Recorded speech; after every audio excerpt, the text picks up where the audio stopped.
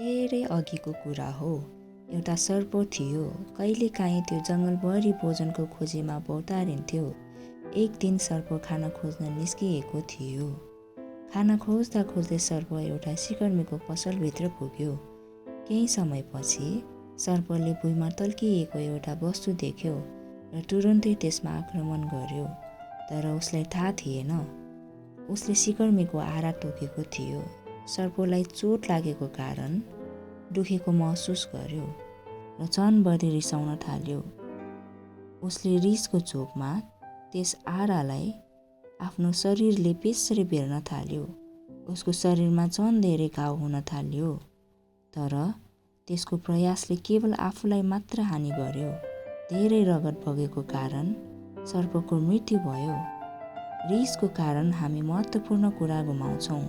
हाम्रो शान्ति, हाम्रो सम्बन्ध र कहिलेकाहीँ हामीले अति मूल्यवान मानेका कुराहरू। रिसले हाम्रो सोच र निर्णय क्षमतालाई बिगार्छ, जसले गर्दा हामी पछि पछुताउँछौँ।